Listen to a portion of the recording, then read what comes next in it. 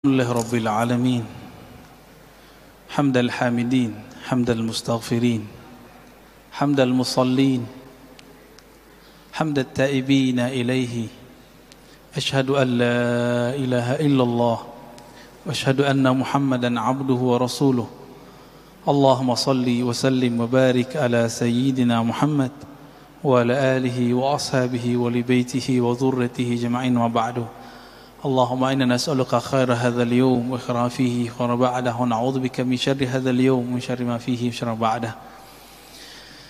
Baik, Bapak Saudara yang makan Allah, alhamdulillah. Ini kok tiap bulan jadinya Pak ya? Ada pekan kelimanya ya? Nggak mau hilang deh, pekan kelima langsung ambil. Taib.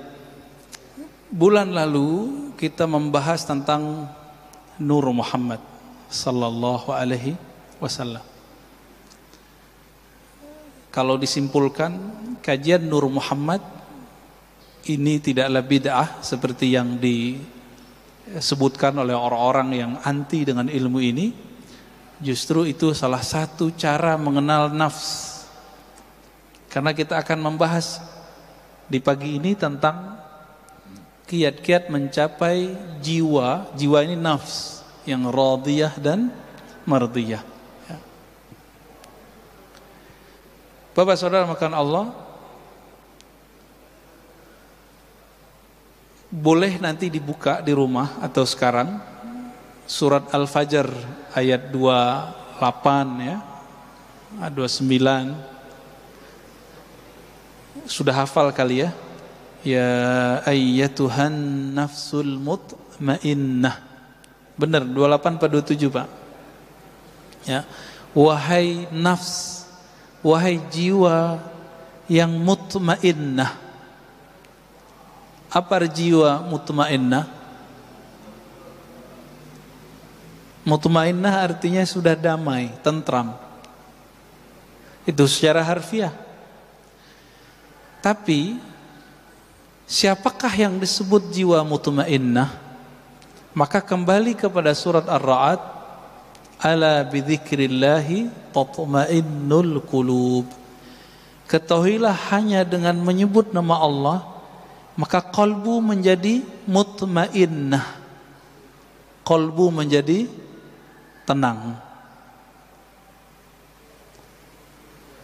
Berarti hanya dengan menyebut nama Allah qalbu tenang.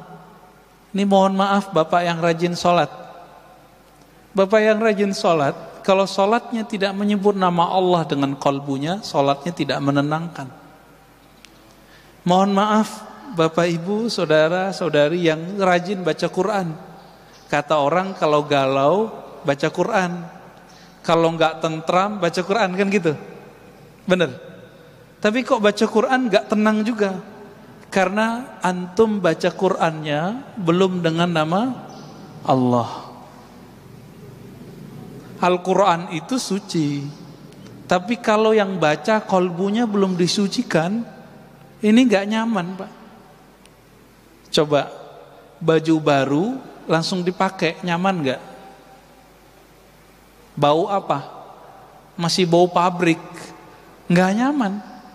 Meskipun baru, maka perlu dibersihkan. Jadi pakai Quran itu ibarat pakai baju baru tapi belum disucikan.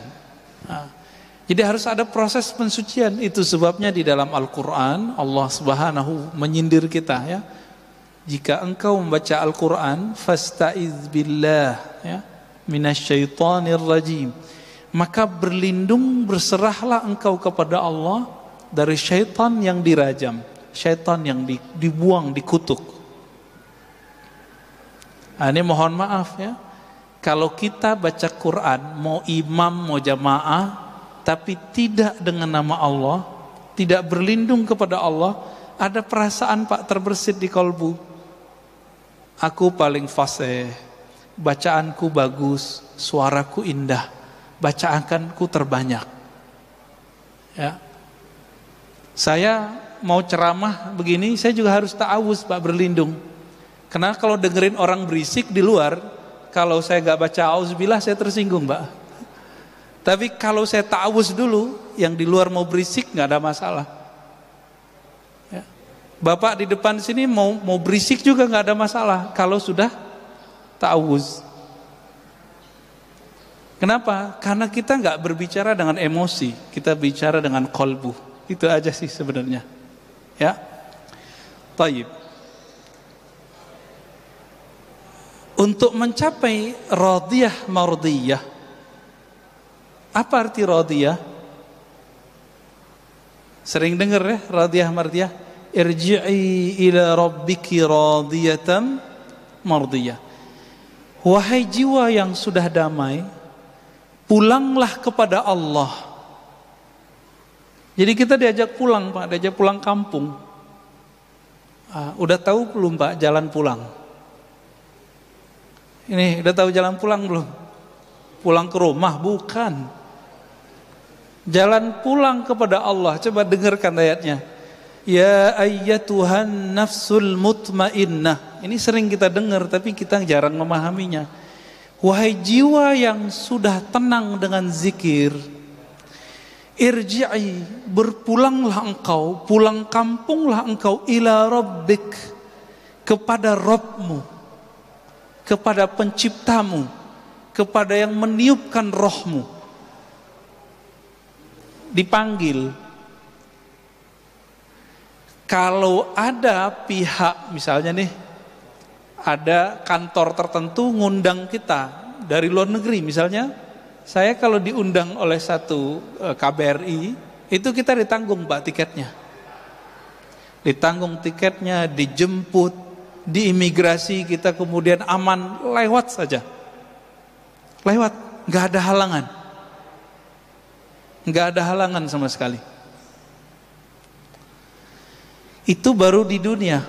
Maka imigrasi yang ada di pesawat di negara-negara baru yang kita kunjungi itu persis mirip-mirip kayak di alam barzakh. Kalau nggak punya syafaat, nggak punya surat, itu ramak, Pak. Ya, satu kali teman saya,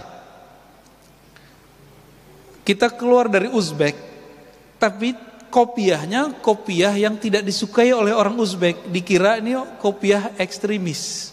Karena orang Uzbek ini punya trauma. Di bawah Uzbek itu ada satu negara namanya Afghanistan. Itu sampai sekarang perang, Pak. Kopiahnya mirip-mirip sama orang sono. Teman saya pakai kopiah itu ketika masuk ke imigrasi, ditahan, Pak. Adalah 1,5 jam. Bengong aja deh ya. Untung kemudian yang lain pada sadar, ini kayaknya ada masalah nih. Dijemput, dikasih tahu, itu temanku udah baru keluar. Saya pakai kopiah Uzbek, langsung Pak lewat. Jadi cuma pakai tanda kopiah Uzbek itu bebas keluar masuk. Maksud saya kira-kira gini, Pak. Ini mohon maaf Bapak yang rajin sholat ke masjid. Ini berarti Islamnya kan bagus, imannya bagus. Tapi kan masih ada satu lagi. Apa? Ihsan. Kita ini sering mengatakan segala puji bagi Allah yang telah memberikan iman dan Islam. Tapi kita lupa satu lagi. Ihsan. Apa itu ihsan? Ihsan itu qalbu, merasa berhadap-hadap dengan Allah. Gitu. Maka kalau qalbu sudah merasa berhadap-hadap dengan Allah, muncullah adab yang mulia. Muncul adab yang mulia. Karena kemanapun dia memandang, dia seakan-akan dilihat oleh Allah Subhanahu wa ta'ala. Itu bahasa hadis. Kalau bahasa ahli qalbu sekarang disebut ilmu ma'rifatullah, ilmu mengenal Allah. Jadi apa itu ilmu ihsan? Ilmu ma'rifatullah, ilmu mengenal Allah Subhanahu wa ta'ala. Ilmu ini yang mau cari, Pak. Ilmu ini kalau nambah terus, apa yang terjadi? Rohaninya naik. Rohaninya naik.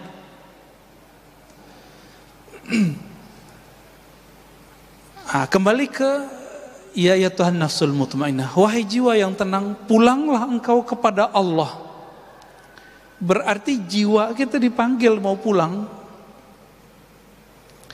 Oleh karena itu Bapak saudara Allah, setelah orang meninggal itu bukan berarti masalah selesai. Bukan berarti masalah selesai. Ini kita loncat aja langsung ke surga ya. Di surga semua umat manusia mencari cara supaya naik pangkat. Kita mundur dulu ya, mahsyar aja deh. Lebih gampang mahsyar. Di padang mahsyar semua umat manusia mencari syafaat. Nanti di surga minta lagi. Ini kita yang paling gampang di padang mahsyar. Siapa yang mereka cari? Dicarilah Nabi Adam alaihissalam. Berharap namanya masuk ke dalam daftar yang diberi syafaat. Ternyata Nabiullah Adam tidak punya hak untuk memberi syafaat sampai dapat izin dari penghulu para nabi. Maka Nabi Adam bilang, coba tanya Nuh. Dia adalah Rasul pertama di bumi. Ya, Nabi Adam kan di surga, lalu kemudian turun ke bumi. Maka yang murni di bumi itu Nabi Nuh. Nabi Adam udah separuh-paruh surga dan bumi. Apa kata Nabi Nuh? Wahai umat manusia, kenapa kalian mencari syafaat kepadaku? Aku pun butuh syafaat. Carilah Ibrahim. Apa kata Nabi Ibrahim? Saya punya salah 2 kali berbohong, padahal berbohongnya benar. Carilah Musa. Musa juga mengatakan carilah Isa. Isa mengatakan carilah Muhammad sallallahu alaihi wasallam. Maka Nabi mengatakan, akulah al-khatim, akulah al-fatih. Akulah penutup, akulah pembuka. Jika tidak ada izin dari Nabi, para Nabi yang lain tidak bisa memberi syafaat umatnya. Terlihat posisi Nabi kita. Masih panjang Pak cerita. Jadi nanti lewat alam barzakh kita masih cari bantuan, cari guru lah, kira-kira begitu. Dan proses cari guru sampai orang cari gurunya Nabi. Kita cari guru Nabi. Apa kata Nabi? Cari Muhammad. Ya, sallallahu alaihi wasallam. Hadis ini Sahih Bukhari, Sahih Muslim. Lalu baru Nabi kasih izin. Dengan izin dari Allah, maka Nabi itu bernama Al-Wasilah, yang kita baca di doa setelah azan. Baca doa itu enggak? Jadi apa arti wasilah di situ? Wasilah dapat syafaat.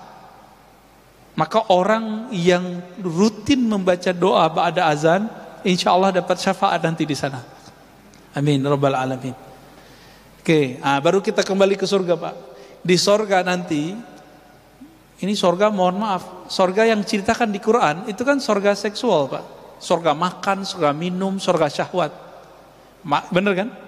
Fakihah, fawakih, apalagi kawaiba, atraba, itu semuanya masalah makan, minum, seks, hiburan, jalan-jalan, itu aja isinya.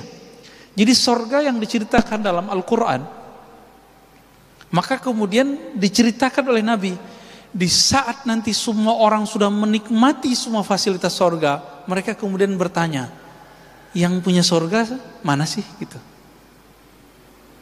Akhirnya mereka nyari lagi ke Nabi Adam, nyari lagi, begitulah terus. Ujung-ujungnya Nabi Muhammad sallallahu alaihi wasallam minta supaya namanya masuk ke dalam daftar list yang bisa memandang Allah Subhanahu wa ta'ala.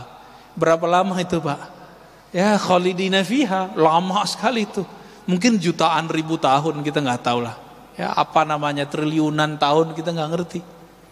Lamanya bukan main. Maka mumpung masih di dunia, cari ilmu ihsan ini supaya nanti nggak ngantri lagi Pak di sana. Ya, ini yang Nabi ajarkan ke sahabat-sahabatnya. Belajar ihsan dulu, baru kemudian orang diajarin sholat. Sekarang kan kebalik. Mohon maaf nih, sekarang yang pertama diajarkan hukum wajib, tidak wajib, halal, haram, sunnah, bid'ah. Ini kata yang paling favorit nih zaman ini nih. Ini sunnah, ini bid'ah, ya kan? Ini kata favorit Pak. Akhirnya bocah-bocah baru ngaji berani nyalahin ustadz, bilang, "Ustadz, ente bid'ah. Ajaran ente bid'ah." Cuma karena dia berbeda dengan si ustadz yang sudah puluhan tahun ngaji, anak-anak sekarang berani kurang ajar, Pak. Orang-orang baru hijrah, baru ngaji di persimpangan jalan, bingung nih mau ngaji kemana.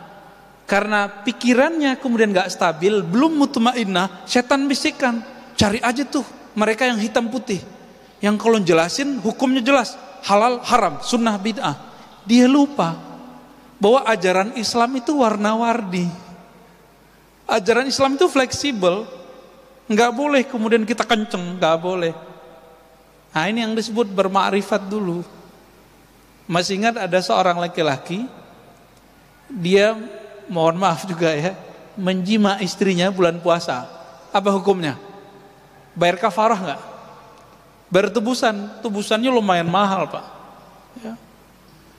Lalu datang ke Nabi, "Ya Rasulullah, ini untuk makan sehari-harinya nggak ada." Lalu apa kata Nabi? "Kamu punya apa?" "Punya kurma." Jadi kurmanya dibagiin, kurmanya jadiin tebusan. Apa kata orang ini? "Ya Rasulullah, ini untuk makan anak istriku." Lalu apa kata Rasulullah? "Ya sudah, ente makan. Jadikan kasih ke anak istrimu, itu jadi kafarah." Elastis, Pak.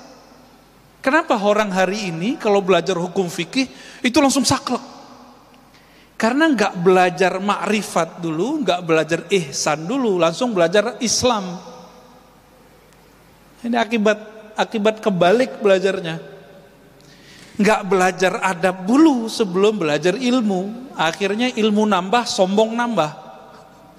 Bener gak nih? Ya, ilmu nambah, sombong nambah. Ilmu nambah, suuzon nambah. Ini jadi musibah hari ini, ya, musibah di mana-mana. Karena hari ini orang cukup, Pak, nggak perlu ngaji. Maka saya, Bapak yang datang ke masjid hari ini saya sangat apresiasi. Orang sekarang cukup ngandalin ini, bener gak? Ngapain ke masjid? Handphone aja gitu. Ini godaan hari ini, Pak.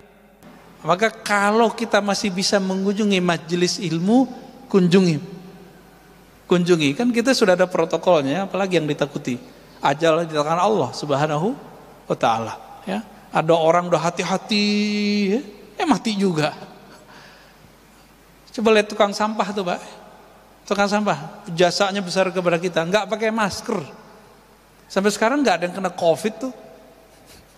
Ya, COVID ada, ya, kita akui. Tapi karena mereka kuat imunnya, bagus berpikirnya. Maka Imam Sya'rani mengatakan, jangan kalian rendahkan tukang pungut sampah sama tukang sedot tinja kita. Kenapa? Kalau bukan mereka, rumah-rumah kita, perkarangan kita akan bau, akan busuk. Nah, kita hormati mereka, Pak. Nah, kembali ke yang tadi, Bapak seramakan Allah. Surah Al-Fajr, irji'i, wahai jiwa yang tenang. Maka yang dipanggil di ayat ini hanya orang-orang yang sudah istiqomah berzikir.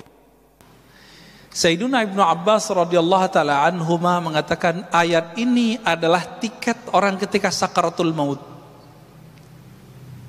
Tiket orang sakaratul maut. Jadi kalau ada orang meninggal nih, lalu turun ayat ini kepadanya, surga. Siapa mereka yang dipanggil ini? Mereka yang hari-harinya, setiap nafasnya selalu berusaha mengingat Allah Subhanahu wa ta'ala. Dapat tiket dia, tiket pulang kampung kepada Allah Subhanahu wa ta'ala. Jadi tubuh ini pulang ke tanah. Tubuh ini kan tanah semua, Pak, ya, tanah semua. Ini coba lihat Bapak yang dulu cakep, ya. Bapak ini dulu cakep-cakep kayaknya nih. Sekarang udah mulai keriput kan? Dia kena gravitasi, Pak. Tanah minta dia. Tanah bilang, ente kembali kepadaku. Jadi tanah manggil, wahai tubuh yang dariku, kembalilah kepadaku. Tapi roh kita dipanggil oleh si peniup roh. Siapa yang meniupkan, menghembuskan roh ke dalam diri kita? Allah. Maka Allah akan panggil, wahai roh yang aku hembuskan, kembalilah kepadaku. Kalau nggak tahu jalan pulang, gimana caranya? Dan jalan pulangnya adalah ma'rifatullah, mengenal Allah lalu zikir. Udah dua itu aja. Nggak punah. Dua perangkat ini jadi kayak sayap. Satu ma'rifatullah, satu zikrullah. Punya dua sayap ini terbang kita Pak nanti. Nah, diteruskan oleh ayat itu. Kembalilah kepada Allah dengan dua makom. Radiyah, mardiyah. Nah, ini secara makom dari sisi Allah. Tapi dari sisi kita dibalik. Mardiyah dulu baru radiyah. Nah, tapi beberapa ulama kita tidak mempermasalahkan itu. Radiyah diartikan jiwamu ridha. Mardiyah jiwamu diridhoi. Saya kalau sudah ridho sama seseorang, dia mau buat salah aja nggak apa-apa kan? Ya kan? Kita kalau udah sayang sama anak kita lempar kita pakai ini Pak. Mau kita balas ngelempar dia? Enggak kan? Ah, inilah makomnya Ahlul Badar. Ahlul Badar ya, yang 313 itu apa kata Allah? Ya, lewat lisan Nabi, i'malu ma syi'tum. Udah kamu buat apa yang kamu mau, Allah pasti ampuni. Maksudnya apa ini? Apakah ayat ini nyuruh mereka maksiat? Enggak. Karena nur di kolbunya sudah jadi ridha, radiyah, mardiyah, maka Ahlul Badar ini yang bisa mengalahkan orang-orang kafir ribuan, mereka cuma 313 orang, itu Allah kasih kebebasan. Karena mereka sudah selesai dengan nafsiyahnya. Yang bikin kita durhaka kan nafsiyah ini Pak, jiwa. Jiwa ini bikin kita durhaka, hawa nafsu. Hawa nafsunya udah tunduk dengan ruhnya. Maka kata Allah, sekarang kamu buat apa yang kamu suka. Kalaupun mereka terjebak maksiat, pasti kembali. Siapa contoh sahabatnya? Nuaiman. Pada dengar? Nuaiman itu dia perannya dua, ya. Pemabuk tapi suka bikin lucu. Yang bisa bikin gigi Nabi kebuka dengan senyum dan tertawa cuma Nuaiman. Tapi orang ini Nabi wafat, dia suka mabuk, Pak. Di zaman Umar, sahabat-sahabat yang lain bilang, "Ya Umar, kok ente nggak bunuh aja nih orang?" gitu. Ya, di satu riwayat dikatakan, "Hei Umar, kenapa kamu nggak mengutuk orang ini?" Apa jawab Umar? "La, fa innallaha yuhibbuhu." Ya. Ya, di riwayat lain, fa innahu yuhibbullaha wa rasulahu. Fa innahu yuhibbullaha wa rasulahu. Ya. Dia ini cinta Allah dan Rasulnya, ya. Atau Allah dan Rasul cinta dia, gitu. Nah, inilah doanya Abul Hasan Syadzili, guru dari gurunya Imam Notailah, pengarang Hikam. Di sini ada kajian kitab Al-Hikam, Pak? Belum ya? Pengarang kitab Al-Hikam punya guru namanya Al-Mursi. Al-Mursi punya guru namanya Abul Hasan Syadzili. Apa kata beliau? "Ya Allah, jika aku salah, jadikan salahku salah orang yang engkau cintai. Aku sudah engkau cintai, lalu aku terjebak salah. Kira-kira gimana? Dimaafin gak?" Dimaafin. Nah, itu maksudnya. Ya. Nah, ini makom radiyah mardiyah. Radiyah mardiyah. Dia ridha kepada Allah. Lalu bagaimana caranya supaya kita jadi ridha? Caranya tadi yang kita sebutkan, Pak. Kenallah Allah, lalu zikrullah. Nah, Allah bagaimana yang kita harus kenal? Nah, untuk ridha kepada Allah, maka harus kenal dengan dua sifat Allah. Kudrah, iradah. Masih ingat? Ya. Kudrah, apa arti kudrah? Kekuasaan. Iradah, kehendak. Nah, coba lihat, Pak. Allah itu berkuasa melakukan apa saja dan berkeinginan sesukanya. Bahkan Allah itu beriradah, berkehendak buat orang mukmin, buat orang kafir. Jadi kafir mukmin itu kehendak Allah, tapi Allah belum tentu ridho kepada orang yang kafir. Saya mau tanya nih, adakah di dunia sesuatu terjadi tanpa izin Allah? Ya ada. Berarti orang maksiat izin Allah enggak? Izin Allah enggak? Serius? Yakin enggak Pak? Namrud itu izin Allah atau bukan? Fir'aun? Enggak ya? Kalau bukan izin Allah, izin siapa dong? Ya? Emang ada Allah selain Allah? Ada Tuhan selain Allah? Enggak kan? Karena tiada Tuhan yang mencipta, yang berkehendak kecuali kehendak Allah. Maka ahlu sunnah wal jamaah mengatakan tidak semua yang Allah kehendaki itu diridhoinya. Itu sebabnya doanya ahli zikir, waridhaka matlubi. Ya Allah, yang kami cari ridhamu. Kalau di doa yang sering kita baca, Allahumma inna nas'al ridhaka wal jannah. Kami meminta ridhamu dan surga. Enak juga ya, minta ridho sama surga. Dalam hal ini Bapak Saudara makan Allah, kalau kita sudah ngelihat nih keadaan begini, maka di banyak tempat saya nanya, COVID ini kehendak Allah atau bukan? Kehendak Allah atau bukan? Atau kehendak Dajjal? Kehendak Allah. Udah ridho belum kita sama kehendak Allah? Gitu Pak. Banyak sekarang teman kita, mungkin keluarga Bapak Ibu di PHK. Ada yang usahanya stop. Ada yang bangkrut, ada yang gak bisa bangkit. Ridho gak? Itu masalahnya ya. Selama ini hidup enak, sukses, bisa nabung. Masa cuma dengan setahun ini terus kemudian mengatakan Allah tidak adil? Ya, berarti pikiran dia nggak adil. Ya. Ini contoh nih Pak, ada orang buat baik sama kita atau kita buat baik. Saya buat baik ke Bapak deh 20 tahun. Tahun ke-21 saya nggak bisa buat baik. Kemampuan saya berkurang. Bapak mau bilang apa? Bilang terima kasih atau bilang kamu benar-benar jahat, kamu pelit, gitu nggak? Yang mana Pak? Terima kasih udah bantu selama ini, gitu kan seharusnya. Nah, dari awal kita lahir sampai sekarang lebih banyak enak atau enggak? Lebih banyak enak. Syukur enggak? Syukur. Sekarang dikasih COVID, ridho enggak? Ridho. Mudah Pak dilafazkan. Ini ma'rifatnya begitu, ngasih ma'rifatnya begitu. Tinggal nanti dizikirkan. Apa zikir supaya dapat ridho, menjadi hamba yang ridho? Ternyata zikir-zikir yang kita sudah hafal dari kecil itu makomnya tinggi kalau dimaknai. Tapi kalau nggak dimaknai ya sama kayak burung beo. Burung beo baca la ilaha illallah dapat pahala nggak? Handphone kita baca Quran 1 juz masuk surga nggak Pak? Enggak ya? Diputar tuh di YouTube la ilaha illallah 70.000 kali. Muter Pak dia 70.000 kali. Apakah dengan begitu YouTube masuk surga?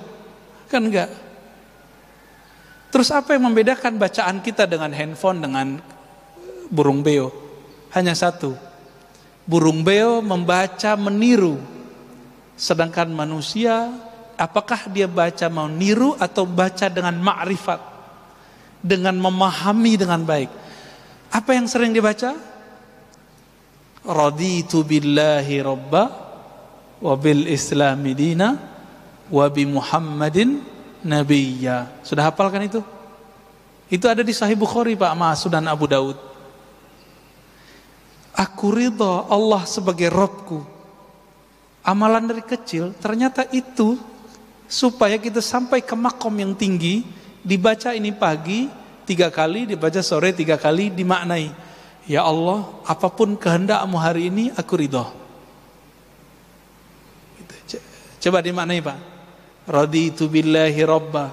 Coba baca sama-sama. Saya langsung ijazahkan ini ya. Raditu billahi rabba. Ya Allah,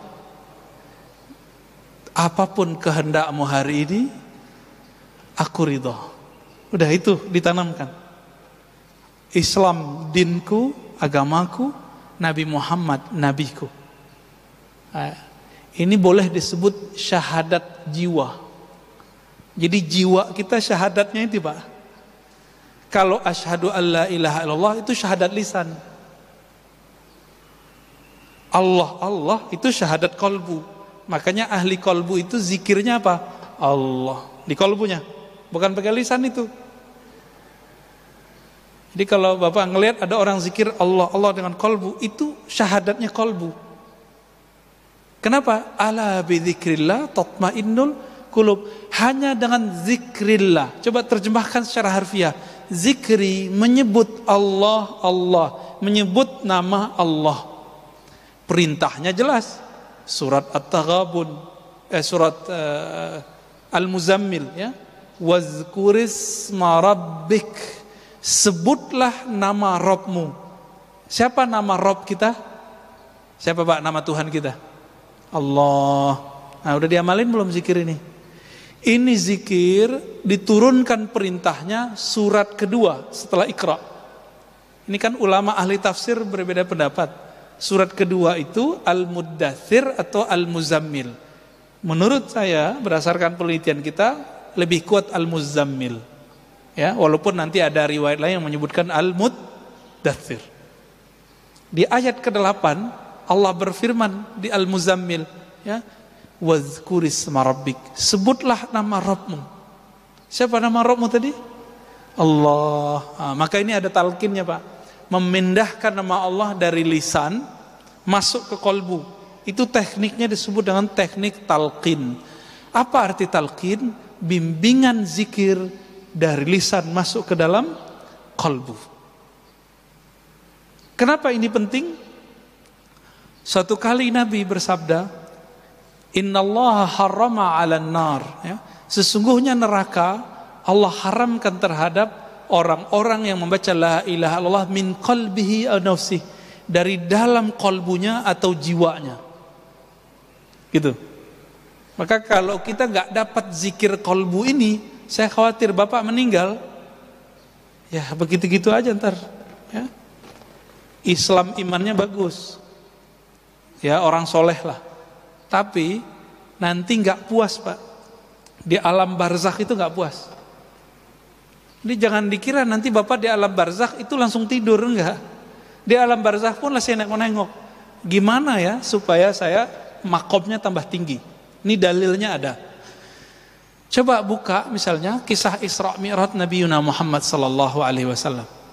Nabi Muhammad ketika Mi'raj Isra, apa kata beliau? Aku melihat kepada kuburan Nabi Musa. Jadi Nabi Muhammad melihat ke kuburan Nabi Musa. Nabi mandang kubur, yang kelihatan bukan batu nisan. Apa yang kelihatan sama Nabi? Roh yang ada di dalamnya. Ngapain jiwa dan rohnya Nabi Musa? Kata beliau, Sholli. Nabi Musa sholat di dalam kuburnya. Ini hadis Sahih Bukhari, Pak. Yusolli fi qabri, ya. Nabi Musa sholat di dalam kubur.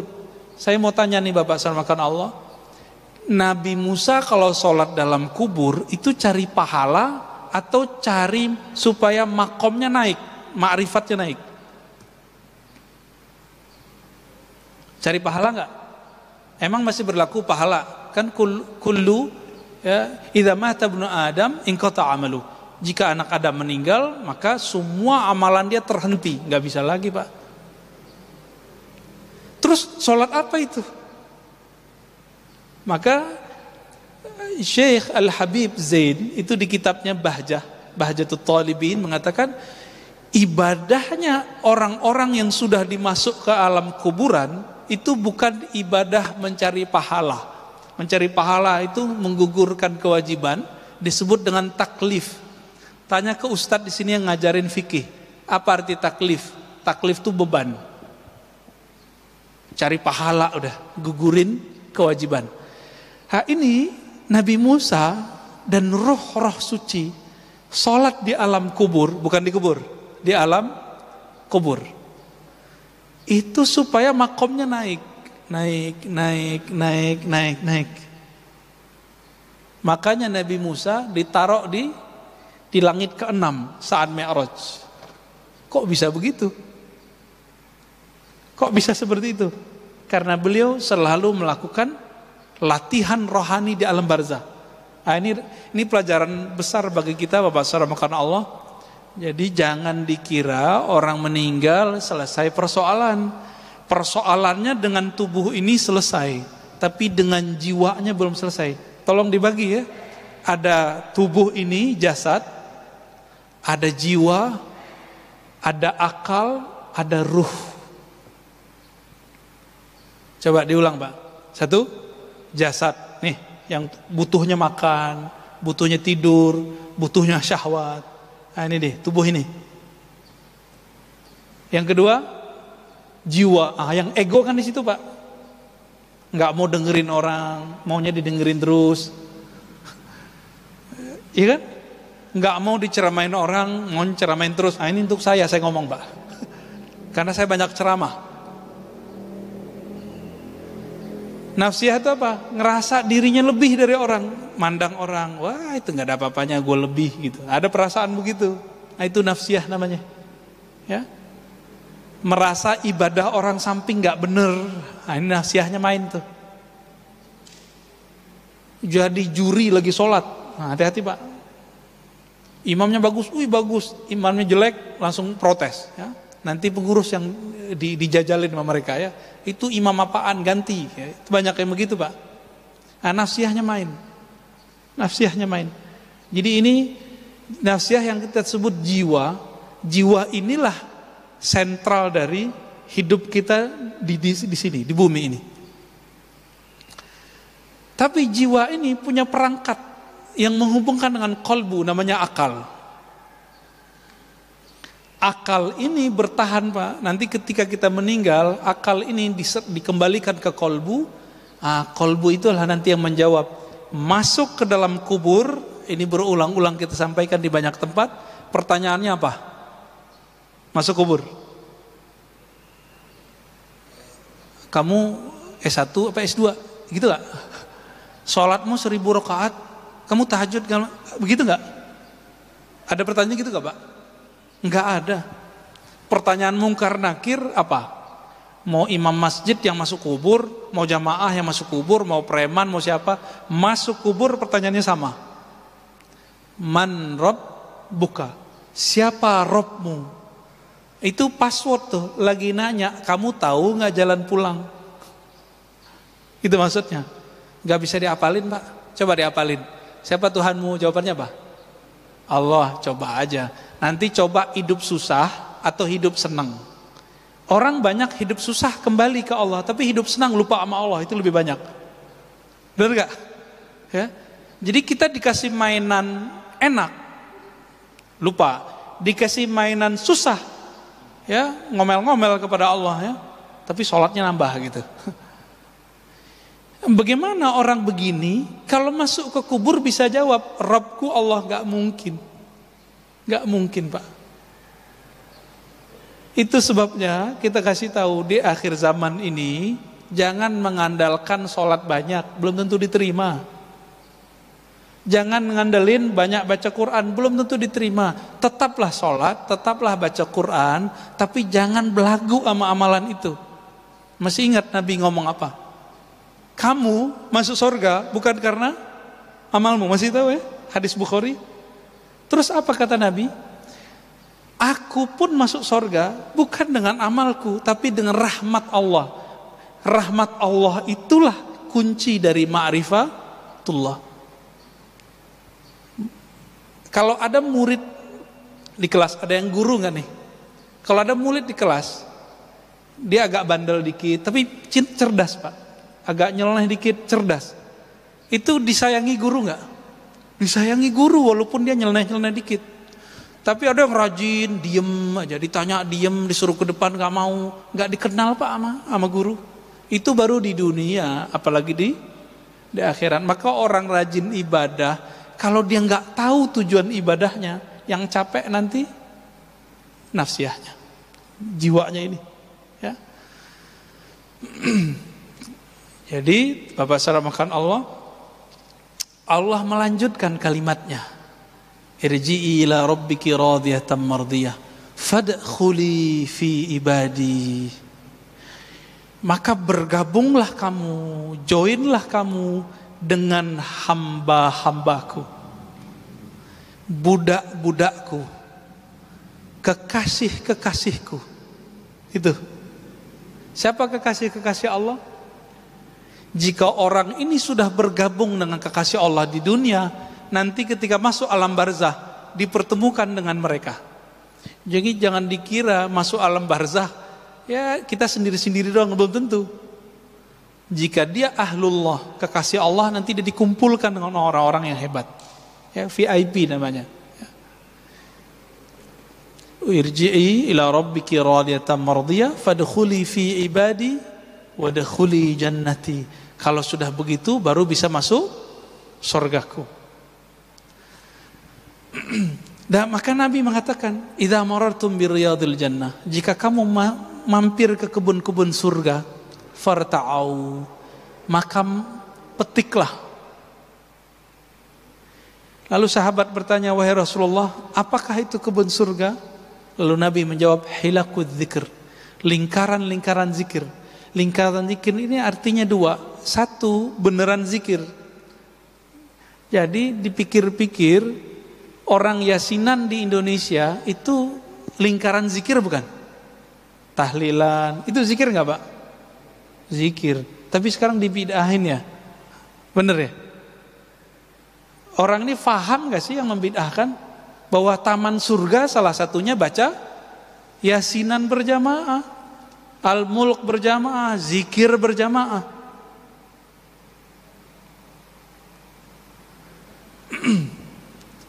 Bapak kalau lagi begini nih, ini kan pengajian, kita lagi di share ilmu sama guru kita misalnya, siapapun gurunya, masuk waktu syuruk, itu milih dengerin kajian apa sholat? Serius? Wah lolos Pak, lolos kajian ma'rifat. Ya, sholat itu untuk badan, ngaji itu untuk ruh. Permanen dia Pak kalau masuk ke ruh. Tapi maklum ya, mungkin Bapak sebagian ini lagi semangat sholatnya, nggak apa-apa. Jadi kalau nanti ada teman kita lagi pengajian dia sholat Pak, nggak apa-apa, dia nafsiyahnya lagi semangat. Ya, jangan disuruh berhenti Pak, dia lagi sholat. Satu kali Imam Malik diceritakan oleh Imam Ghazali dalam kitab Ihya. Imam Malik, Imam Madinah, tiap malam mimpi ketemu Rasulullah, gurunya Imam Syafi'i. Ada nggak yang pernah mimpi ketemu Nabi? Jangan bangga dulu Pak. Imam Malik tiap malam ketemu Nabi Sallallahu Alaihi Wasallam. Ada santrinya Imam Malik di Madinah, azan, waktu azan masuk, waktu sholat masuk. Lalu dia kemaslah semua kitab-kitabnya, dia masukkan ke tasnya. Imam Malik nanya, wahai santriku, kamu hendak kemana? Apa jawaban santri? Azan al-muazzin. Bukankah telah azan, wahai Tuan Guru? Emang kenapa kalau azan, kata Imam Malik? Ya kita sholat dulu, kata si santri ini. Lalu Imam Malik meluruskan, wahai santriku, apa hukumnya sholat jamaah? Oh, sholat jamaah hukumnya sunnah muakkadah atau mustahab atau mandub, dianjurkan. Lalu Imam Malik lagi nanya, apa hukumnya belajar? Dia bilang, oh wajib. Kalau ketemu dua waktu ini kamu pilih mana? Pilih mana Pak? Belajar atau ibadah? Nah, makanya saya salut sama jemaah tabligh tuh ya. Kalau ada majelis mereka doang itu sayangnya ya. Ini jemaah tabligh kita kasih tahu juga. Kalau ente khuruj di satu masjid buat pengajian, ikutin dong. Jangan pengajian ente doang yang diikuti ya. Nah, ini nasihat buat kita juga ya. Ini beberapa nih nggak dikasih arahan oleh jadi sebelum berangkat tuh ada dikasih bayan namanya. Kadang-kadang nggak dikasih tahu adab-adab ini ya. Akhirnya giliran dia buat pengajian ya kita diajak-ajak ya. Tapi giliran kita pengajian dia nggak mau ya, kemana kayak itu. Nah, ini cuma satu kasus Pak ya, oknum. Kebanyakan jemaah tabligh saya lihat bagus ya. Kalau ada majelis mereka seharusnya tahiyatul masjid, masuk masjid. Enggak, mereka baca istighfar, baca zikir, langsung duduk mengganti sholat tahiyatul masjid. Nah, ini adabnya benar ini. Itu kita melihat mereka melakukan itu ya. Berdasarkan ini semua Bapak Saudara Allah, untuk menjadikan jiwa kita menjadi tenang, dari mutmainnah meningkat menjadi radiyah, radiyah menjadi mardiyah, maka caranya adalah mengenal Allah yang disebut. Maka berzikirlah dan kenalilah siapa yang kita sebut-sebut namanya. Nanti akan naik rohaninya. Itu satu. Yang kedua, irji'i ila rabbiki radiyatan mardiyah ya wadkhuli fi ibadi. Sebelum kita gabung di sana, maka bergabunglah dengan taman-taman surga di sini. Ini perlu kerendahan hati, Pak. Untuk mendengarkan orang ceramah, ngajar, butuh kerendahan hati enggak? Butuh ya. Saya harus membuang dulu pintar saya, baru saya mau dengar orang. Gitu. Kalau enggak akan bisa. Maka ini kabar baik buat kita semua, Bapak yang mau mendengar kajian kita, berarti memang udah ditaruh dulu nih ya. Tapi mohon maaf Pak ya, jangan melihat pakaian. Kalau pakai begini, pakai kopiah, terus didengar. Siapa tahu nanti ada kalam-kalam hikmah munculnya dari sopir angkot, siapa tahu. Dari sopir Grab bisa jadi. Ya. Dari orang yang jual-jualan gerobak. Jadi hikmah itu enggak hanya di sini. Kadang-kadang hikmah ada di luar sana. Udah masuk. Kira-kira itu Bapak Saudara Allah, sederhana sebenarnya. Ini kita sudah pangkas. Tadinya kan ada nafs amarah, jiwa amarah, bukan amarah emosi. Amarah itu artinya ngajak kepada yang buruk-buruk. Naik lawamah, suka menyesal ya. Melakukan satu nyesel, itu udah bagus. Kalau yang amarah ini psikopat. Lawamah, salah, nyesel. Yang ketiga mulhamah, mut-mutan, kadang baik, kadang buruk. Kadang soleh, kadang enggak. Kalau majelisnya orang-orang baik, dia baik. Kalau komplotan orang jahat, dia jahat. Ini namanya mulhamah. Orang ini hanya bisa dinaikkan dari level mulhamah ke mutmainnah dengan belajar kepada mursyid, guru yang ahli kolbu. Kalau enggak bisa. Enggak bisa lewat YouTube. Enggak bisa lewat pengajian umum begini, enggak bisa. Dia harus punya dokter rohani yang menghantarkan dia dari penyakit mulhamah menjadi jiwa yang sehat bernama mutmainnah. Nanti dikasih itu sama gurunya. Ya, amalkan zikir ini, ngaji sifat ini, belajar nama Allah ini. Nanti akan bertahap. Mirip kayak orang sekolah, mirip kayak kita datang ke dokter. Baru kemudian radiyah mardiyah. Tadi kita pangkas langsung ke mutmainnah. Ya, zaman sekarang harus diringkes, Pak. Langsung aja deh ke mutmainnah. Baik, silakan kalau ada yang mau didiskusikan, tafadhal.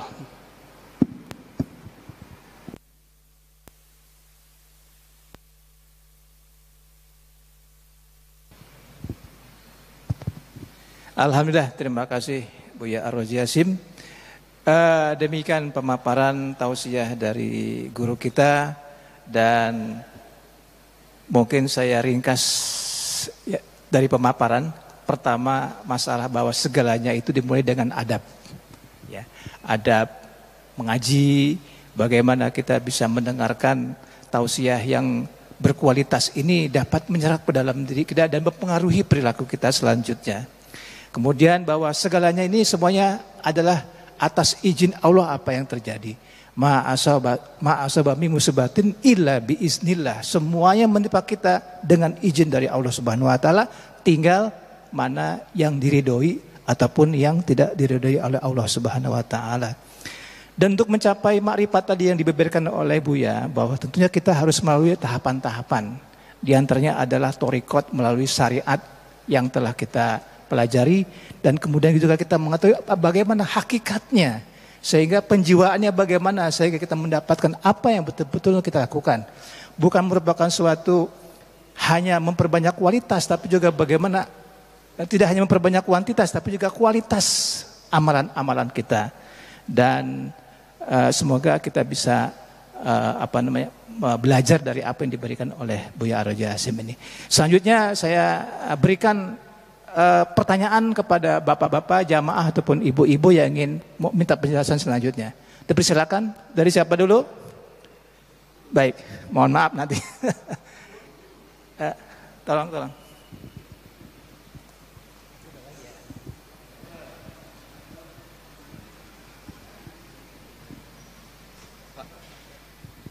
Assalamualaikum warahmatullahi wabarakatuh. Cukup menarik. Tadi ada Islam, iman dan ihsan. Cara menumbuhkan ihsan dan menjaganya di diri kita itu gimana, Ustaz? Kita kan tahu nih, ihsan itu tahu. Saya pribadi tahu ihsan itu, tapi cara menjaganya, menumbuhkannya gimana? Karena hati kita itu kalau ada satu titik hitam, mungkin sekarang hati saya sudah hitam semua itu. Terima kasih Ustaz itu. Assalamualaikum warahmatullahi wabarakatuh. Assalamualaikum warahmatullahi wabarakatuh. Langsung aja ya, langsung.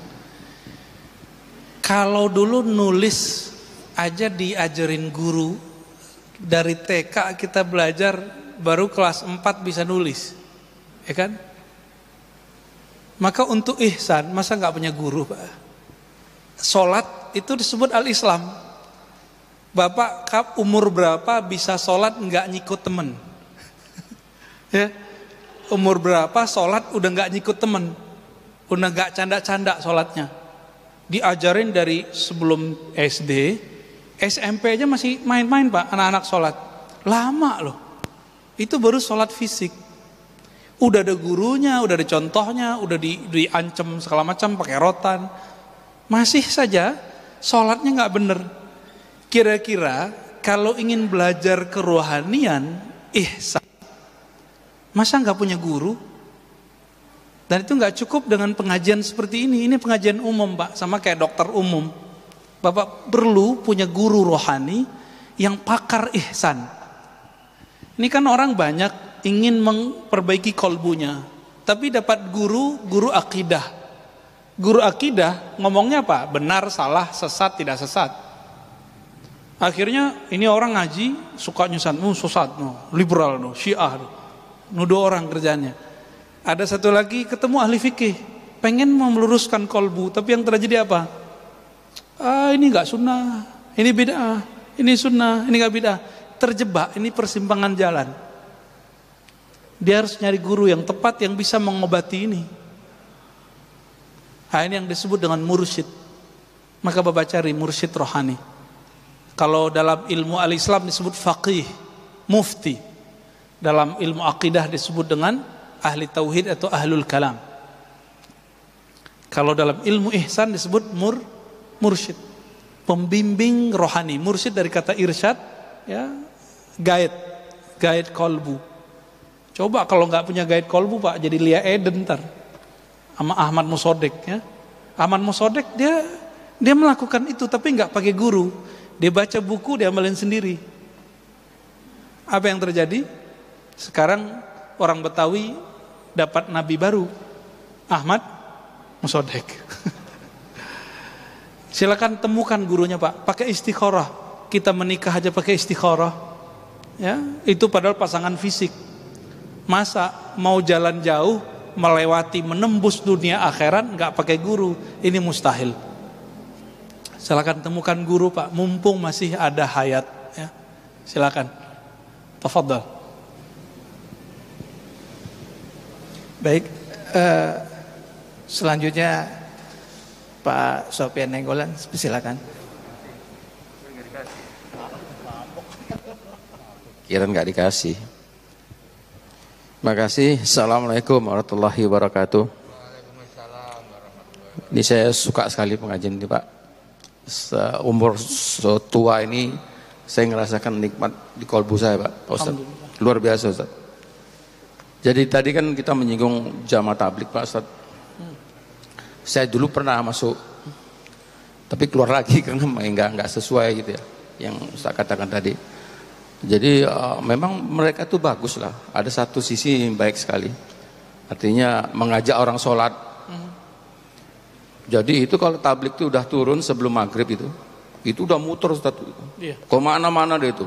Pak tukang becak, tukang ojek, tukang mabok juga asal. Jauhlah, ya? Jauhlah namanya. Iya. Ya. Tapi ada satu sisi bahkan pernah ribut itu yang saya lihat alami. pas ke tukang mabok itu berkelahi itu. Si tukang mabok bilang, kamu sholat aja katanya. Kan urusan kamu sama Tuhan kamu katanya. Ini ambil hikmah aja Ustaz. Pertanyaan saya nanti ini nih. Ada satu orang, ini karyawan saya sendiri, ya cukup lama juga lah, mungkin ada 5 tahun. Itu saya udah capek Ustaz, nyuruh sholatnya, udah ancaman segala macam, dia tetap aja enggak. Contoh udah saya kasih, tetap aja enggak sholat. Itu pertanyaannya tadi, tablik dengan orang yang susah disuruh sholat itu. Nah, itu pencerahannya seperti apa Ustaz? Ya, makasih. Assalamualaikum warahmatullahi wabarakatuh. Assalamualaikum warahmatullahi wabarakatuh. Ya, jemaah tabligh atau jamaatul dakwah ini didirikan oleh ahli hadis, ahli qalbu, namanya Maulana Ilyas Al-Kandahlawi. Siapa Pak? Maulana Ilyas Al-Kandahlawi, ahli hadis dari India Pakistan. Dulu belum ada Pakistan saat itu ya. Beliau ini ahli hadis, tapi dia lihat ahli hadis sibuk sama kitab doang. Beliau juga ahli tarekat. Tarekatnya Naqsyabandiyah, Qadiriyah, Khistiyah. Tapi dia lihat para sufi sibuk merenung sendiri, ya, sibuk dengan diri sendiri. Maka kegalauannya ini membuat dia inspirasi, saya harus mulai dakwah kecil-kecilan. Maka dia panggillah tukang beca, ya, orang kerja di bangunan, dia panggil, apa yang buat kamu nggak mau sholat di masjid, nggak mau ngaji? Jawaban mereka, wahai Tuan Syekh, kalau kami nggak kerja kami nggak makan. Oh kalau begitu ya sudah, kamu ngaji kepada saya sekali seminggu, nanti saya kasih duit pengganti gajimu hari itu. Itu Maulana Ilyas Al-Kandahlawi Pak. Lama-lama jadi rame, dia kumpulkanlah hadis tentang dakwah. Ketemulah formulasi dakwah. Formulasi khuruj, ada 40 hari, ada 4 bulan, ya, ada macam 6 bulan. 6 bulan paling lama. Karena sahabat Nabi paling lama keluar dan meninggalkan keluarganya 6 bulan. Lewat dari situ, itu istrinya boleh minta talak.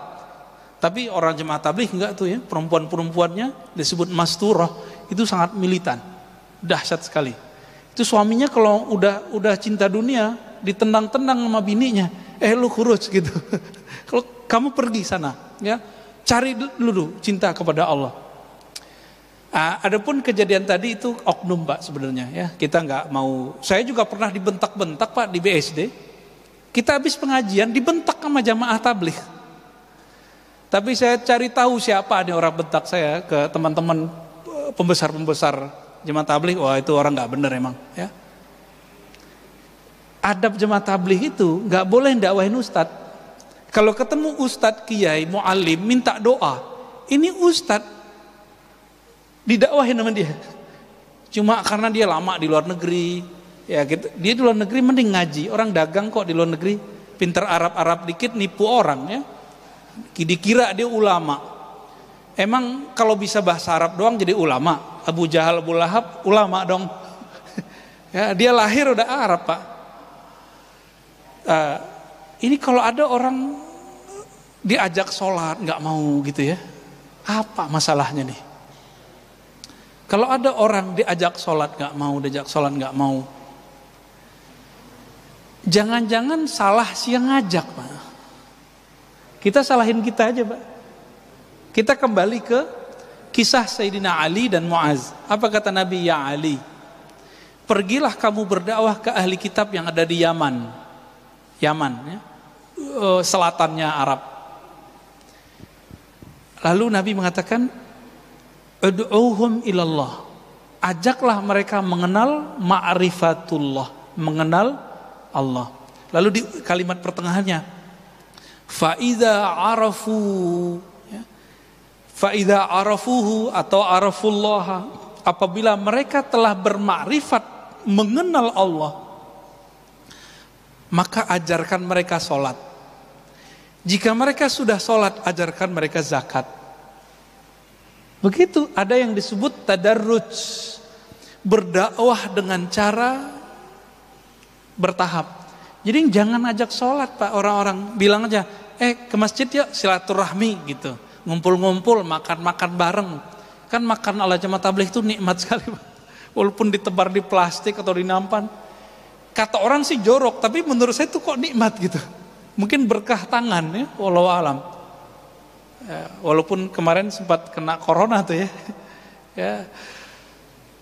Jadi ada kesalahan ini, dan ini kesalahan lapangan. Kita nggak akan pukul rata, nggak. Yang mau didakwahi kan orang Islam juga, tapi mereka sudah lupa dengan ma'rifatullah. Nah itu sebabnya di beberapa perempuan yang nanya, Ustadz, yang nanya roknya pendek, rambutnya Masya Allah, ya cantik lah Pak. Dia nanya, dia datang pengajian kita nanya, Ustadz pakai jilbab wajib nggak tuh? Kan repot Pak mau jawab. Kalau saya bilang iya, takut dia langsung kabur. Saya bilang enggak, takut saya dosa, tidak menyampaikan amanah. Tapi saya yakin dia sudah tahu kok hukumnya jilbab. Apa jawaban kita?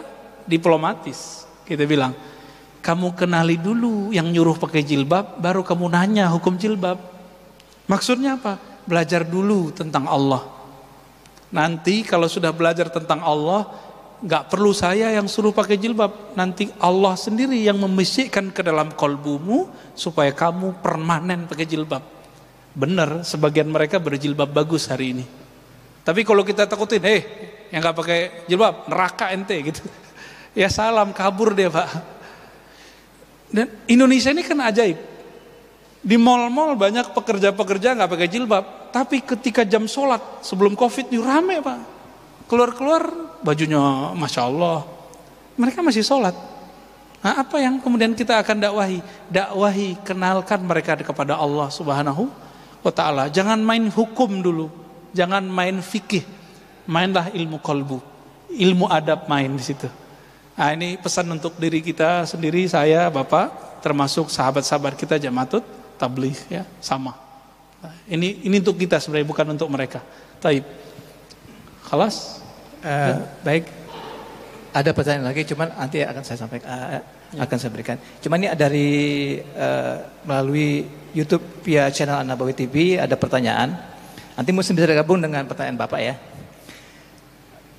Dari Tatik Rumini, beliau bertanya, amalan apa yang bisa membantu ruh agar naik makomnya? Itu dulu, Pak. Jangan jawab dulu Pak Ustadz ya. Pak, tadi saya sudah lumuskan ya. Amalan jasad, sholat, zikir, baca Quran. Oke? Sholat, zikir, baca Quran. Amalannya nafs jiwa itu adalah melemahkan jiwa. Gimana caranya? Puasa, kurangin tidur, kurangi emosi, kurangi nafsu ngomong. Nah, saya ini kan banyak ngomong nih. Saya harus punya waktu Pak mendengarkan orang dan diem. Kalau enggak, ini bisa mental juga ini. Bahaya juga ini mulut ini. Amalannya kolbu adalah menyebut-nyebut nama Allah. Maka amalan kolbu dia harus nyebut Allah, Rahman, Rahim ya. Ambillah Asmaul Husna, pelajari kepada ahlinya, nanti dikasih Pak zikir-zikirnya. Naik sendiri Pak kolbunya.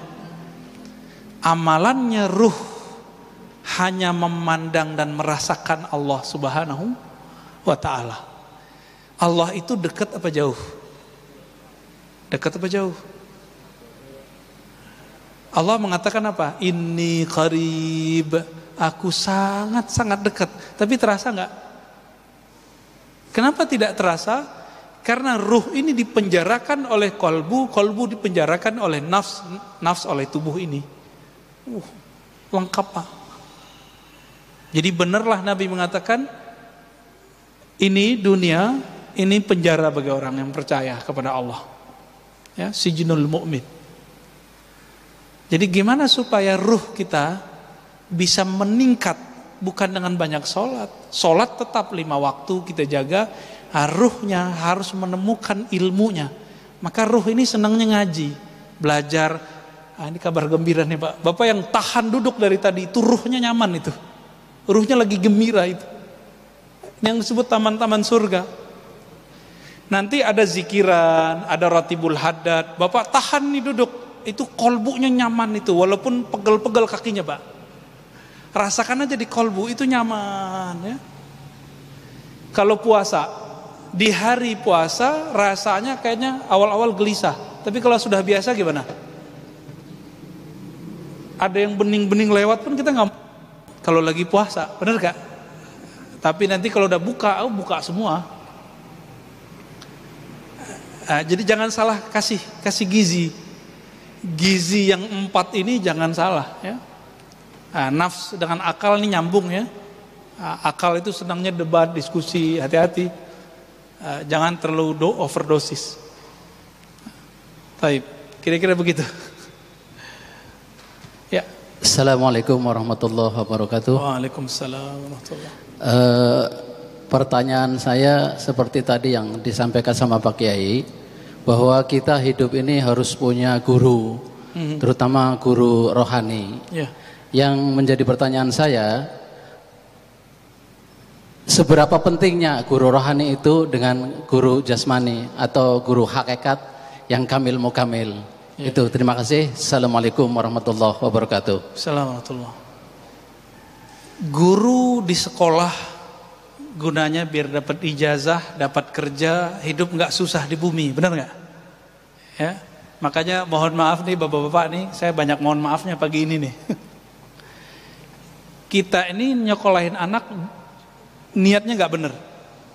Nak sekolah tinggi-tinggi biar kamu nanti dapat kerjaan, itu udah nggak bener udah. Ya, tapi emang begitu kan kebanyakan. Sekolah tinggi-tinggi biar nanti nggak susah-susah cari kerja. Berarti sekolahnya bukan karena Allah, tapi karena pengen cari makan. Belajarnya, ilmunya bukan untuk yang maha alim, tapi belajarnya untuk cari makan. Makanya nanti jadi koruptor ya. Itu akibat doktrin begitu tuh. Ya, ada kesepakatan nilep. Ya, sekarang kan lagi rame lobster kan.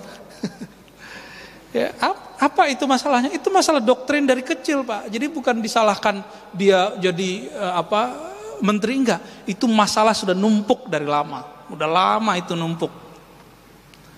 Nah, ini harus di reset, ini harus di delete semua ini, di restore ulang. Terus guru tarekat. Sebelum guru tarekat, guru fikih dulu. Tadi guru fikih ngajarinnya apa? Boleh, gak boleh, halal, haram, sunnah, bid'ah. Pusing juga kita ya. Mau ini nggak boleh, itu nggak boleh. Di fikih kan banyak aliran.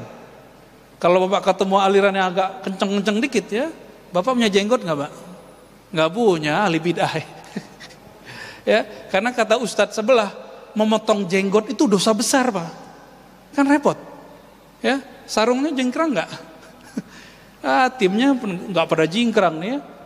Apa kata sebelah? Masuk neraka ente. Tuh, gampang banget kan masuk neraka. Ini wilayah penampilan dimasukkan ke bab akidah. Tuh dahsyat sekali kalau nggak belajar ilmu ruh. Mursyid tarekat itu kebanyakan masuknya di nafsiyah. Makanya disuruh puasa banyak-banyak ya, mahar ya kan. Tapi ada tarekat yang sudah masuk ke kolbu dan ruh. Wah, ini orang kalau udah masuk ke ilmu kolbu dan ruh, zikirnya jadi ringan. Cari mursyid kolbu, bukan mursyid nafsiyah. Mursyid kolbu ngasih zikir terasa melegakan kolbu. Tapi kalau mursyid nafs ngasih zikir beban, Pak, rasanya. Bapak nanti silakan lihat mursyidnya. Yang Bapak sebut tadi kamil, mukamil, itu kan klaim aja kamil mukamil ya. Yang kamil mukamil kan Rasulullah sallallahu alaihi wasallam. Lalu pewaris Rasulullah. Yang Nabi wariskan itu apa? Ini kita ulang ya, ini kajian bulan lalu ini. Ulama pewaris para nabi. Hadis bukan? Al ulama warasatul anbiya. Nabi mewariskan ke ulama. Ulama dapat warisan dari nabi. Apa yang diwariskan? Nubuat. Tapi kan gak ada nabi lagi setelah Rasulullah. Berarti nubuatnya dapat, tapi pangkat jadi nabinya gak dapat. Gitu. Apa makna nubuat? Imam Al-Hakim At-Tirmizi dalam kitab Khatmul Auliya mengatakan, an-nubuwah itu al-ilmu billah. Ilmu mengenal Allah dengan cara musyahadah dan mukasyafah. Jadi rasa memandang Allah Subhanahu wa taala bukan lagi pakai dalil-dalil yang tertulis, tapi sudah mulai dalil ruh, dalil qalbu. Maka mursyid juga banyak tingkatannya, Pak. Ada mursyid nafsiyah, kebanyakan mursyid tarekat di sini. Ada yang level qalbu. Yang level qalbu udah mulai jadi wali dia udah, ya. Ada yang sudah sampai ruh. Ini yang disebut pewaris-pewaris hakiki Rasulullah Sallallahu Alaihi Wasallam, dan mereka kebanyakan tersembunyi, ya. Maka benarlah kata orang-orang dulu, ya, al-masyhur bi barakatil mastur. Ulama-ulama yang terkenal sekarang dengan tarekat, dengan zikir, ma'rifat, itu mereka nggak terkenal kecuali karena ada punya guru, punya teman, punya doa yang mendoakan, yang mengajar dia, itu nggak terkenal, dianya terkenal, ya. Itu terjadi, ya. Jadi orang masyhur karena doa yang mastur, yang tersembunyi. Jadi kita nggak boleh lupa dari cangkangnya. Siapa tahu Bapak hidup enak hari ini karena doa orang-orang terdahulu, atau doa kakek-kakek terdahulu.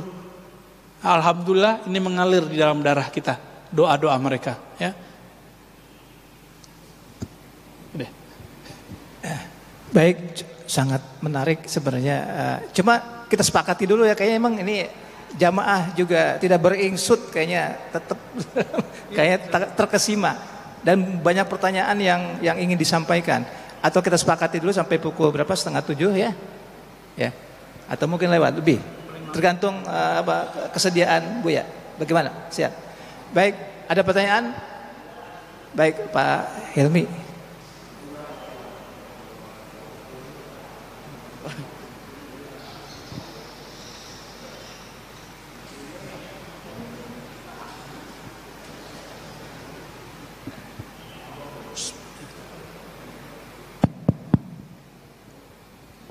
Bismillahirrahmanirrahim. Assalamualaikum warahmatullahi wabarakatuh. Assalamualaikum warahmatullahi wabarakatuh. Ini pengajian kalbu ini luar biasa nih. Kenapa? Karena yang bertanya banyak, berarti menarik. Belum tentu, menarik untuk dipelajarin. Dan juga ulasan dari protokol cukup luar biasa juga ini. Saya tidak membicarakan masalah kalbu karena udah baca oleh abang saya, Bang Sopian tadi, kalbu ya. Saya ingin mempertanyakan tadi Ustadz, kalau saya tidak salah, membicarakan doa selesai azan. Mungkin bapak-bapak juga lupa juga sih. Kalau saya sih alhamdulillah hafal juga. Tapi saya sangat yakin masih banyak teman-teman saya, anak-anak saya belum hafal betul dengan doa selesai azan. Yakin, saya yakin. Soalnya kenapa? Begitu azan selesai, mereka udah sholat sunat. Sedangkan membaca doa itu minimal 2 menit ataupun. Jadi panjang doanya loh Pak, tapi udah cepat, udah sholat. Berarti dia tidak baca dengan sempurna doa sholat azan tadi. Ustadz bilang syafaat Rasulullah SAW sangat luar biasa di situ. Kalau nggak baca itu kayaknya nggak bagus nih kayaknya Pak Ustadz ya. Itu pertama. Kedua, tadi Ustadz menyinggung masalah azan telah tiba, waktu sholat telah tiba, berarti kan Pak ya azan. Tapi kita masih taklim. Imam Malik bilang, mau ngapain lo berkemas-kemas? Azan kan sudah sholat. Sedang sekarang kita taklim. Sebentar lagi sebenarnya waktu tulunya udah mau habis ini, kalau saya belum. Jadi ya, 2 pertanyaan inilah yang mohon penjelasan sejelas-jelasnya. Sekian, terima kasih. Assalamualaikum warahmatullahi wabarakatuh. Ya, Pak siapa Pak? Pak siapa? Haji Halim Pak. Abdullah. Oke, Pak Abdullah ya. Bagus Pak, semangat sekali. Tapi doa setelah azan itu ada banyak versi. Saya mencoba husnuzon kalau bapak-bapak ini buru-buru. Jangan-jangan pakai yang ekspres. Ya, jangan-jangan Pak pakai ekspres. Karena yang ekspres itu doa yang tadi, raditu billahi robba wa bil islami dina wa bi muhammadin nabi wa rasulah. 10 detik beres Pak. Jangan-jangan dia pakai doa itu. Namun yang lengkapnya, Allahumma rabba hadhihi da'wati tammah wa salatil qa'imah ati sayyidina Muhammadan al-wasilata wal fadilah wa ba'athu maqaman mahmudan alladhi wa'adtah. Titik Pak di situ. Adapun tambahan innaka la tukhliful mi'ad dari ulama, boleh dibaca boleh tidak. Yang sunnahnya ditambahin, ini baru tahu ya. Raditu billahi rabba wa bil islami dina wa bi Muhammadin nabi. 6 menit Pak. Enggak sih, enggak nyampe. Jadi kalau ada yang buru-buru bacanya raditu billahi rabba, husnuzan aja Pak ya, siapa tahu. Atau jangan-jangan dia enggak hafal. Yang enggak hafal cukup ulangi bacaan muazin. Allahu Akbar kita ulang. Kalau lagi taklim, Bapak nih guru ngaji ini. Di madrasah di mana orang azan di luar. Boleh nggak kita lanjut ngaji? Boleh. Nanti selesai jeda kita ulang semua kalimat azan. Allahu Akbar. Asyhadu an la ilaha illallah. Boleh Pak. Ini saya saksikan sendiri guru kami Dr. Aiman Syawwa, orang Suriah, begitu juga murid-murid Syekh Yasin Al-Fadani, begitu juga murid-murid Sidi Abdullah Ghumari. Itu kalau lagi ngajar ada azan, dia lanjutin dulu, udah selesai jeda baru dia baca ulang tuh, menjawab si muazin. Tapi disebut dengan kodoan, karena ada adaan itu membaca saat muazin membaca. Kalau ini kodoan itu boleh, ya, itu boleh, biar dapat faedahnya. Dan Bapak perlu tahu, orang yang mengamalkan ini setiap saat dijamin nanti dalam kuburnya enak. Nanti di padang mahsyar orang semua tenggelam dalam lautan manusia, dia nongol sendiri Pak. Ini yang disebut dalam hadis. Para muazin, begitu juga orang-orang yang bersaksi ke muazin ini, kalau di hadis kan muazinnya doang, termasuk yang menjawab azan. Lehernya panjang. Maknanya adalah ketika semua orang tenggelam dengan keringatnya, susahnya, berdarah, dia nongol sendiri Pak di atas. Nggak percaya nanti meninggal aja dulu Pak. Kira-kira begitu. Ya, jangan meninggal dulu Pak ya. Ma'rifatullahnya belum beres. Gimana nih? Baik. Ada pertanyaan atau dicukupkan dulu ya? Soalnya tadi bicara dengan Buya bahwa beliau ini belum tidur. Nggak apa-apa Pak. Karena beliau ini kan ada badal mengajar di kalender masalah ma'rifat dengan mengaji kitab Al-Hikam karya Ibnu Athaillah As-Sajiliyah. Ya. Jadi insya Allah mudah-mudahan nanti di lain waktu. Cuma kebetulan bulan depan beliau ini Desember belum ada jadwal. Insya Allah tahun depan Januari atau Februari ada. Ya, sedia Pak Buya ya. Baik. Demikian yang kita bisa serap dari ilmu yang sangat luar biasa bagi saya dan kita semua. Semoga apa yang beliau sampaikan menjadi pencerahan buat kita semua dan juga keberkahan buat majelis taklim ini. Amin. Baik yang di dalam ruangan maupun yang menonton lewat online ya. Jadi kalau ingin misalkan kurang puas ingin mengulang menyimaknya silakan buka channel YouTube An-Nabawi TV. Dan juga jangan lupa like dan subscribe. Serta kalau bisa juga diinformasikan kepada banyak teman-teman supaya bukankah kalau misalkan kita memberikan kebaikan kemudian disebarkan, orang menyebarkan lagi, kebaikannya akan kembali kepada kita tanpa mengurangi orang yang menyebarkan kebaikan itu sendiri. Baik, itu yang bisa saya sampaikan.